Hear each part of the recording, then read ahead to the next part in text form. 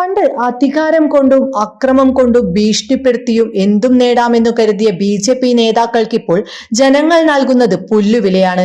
മോദിയും അമിത്ഷായും അടക്കമുള്ള പല നേതാക്കളെയും ഇപ്പോൾ ജനങ്ങൾ ഒരു കോമാളിയായിട്ടാണ് കാണുന്നത്. മാത്രമല്ല BJP മന്ത്രിമാർക്കിപ്പോൾ നാട്ടിൽ തന്നെ ഇറങ്ങാൻ പറ്റാത്ത അവസ്ഥയാണ് എന്നതാണ് മറ്റൊരു സത്യം. സർക്കാരിന്റെ പിടിപ്പുകേടുകൾക്ക് മന്ത്രിമാരെ ജനങ്ങൾ വഴിയിൽ തടഞ്ഞ് തുടങ്ങി.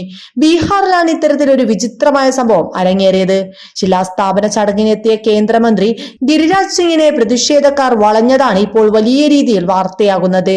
തങ്ങളുടെ ആവശ്യങ്ങൾ മന്ത്രിയോട് പറയാൻ എത്തിയവരെ കണ്ടപ്പോൾ അവരിൽ നിന്ന് തടിതപ്പാൻ ഗിരിരാജൻ ബൈക്കിൽ കയറി രക്ഷപ്പെടുകയായിരുന്നു. ഇതിന്റെ വീഡിയോയും സമൂഹ മാധ്യമങ്ങളിൽ വലിയ രീതിയിലാണ് പ്രചരിക്കുന്നത്. കഴിഞ്ഞ ജൂലൈ 22 മുതൽ തുല്യ ജോലിക്ക് തുല്യവേതനം എന്ന ആവശ്യം മുൻനിർത്തി ബീഹാർ മെഡിക്കൽ ഹെൽത്ത് വർക്കേഴ്സ് യൂണിറ്റിന്റെ ബാനറിന് കീഴിൽ ANM ജീവനക്കാർ ബഹിഷ്കരണത്തിലായിരുന്നു.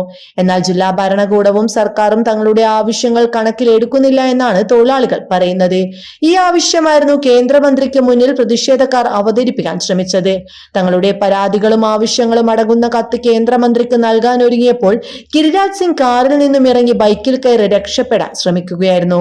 എന്തായാലും പ്രതിഷേധക്കാരെ കണ്ടപ്പോൾ തടിതപ്പാനായി ബൈക്കിൽ കയറി സ്ഥലം വിടുന്ന കേന്ദ്രമന്ത്രിയുടെ ആ വൈറൽ വീഡിയോ ദൃശ്യങ്ങളിലേക്ക്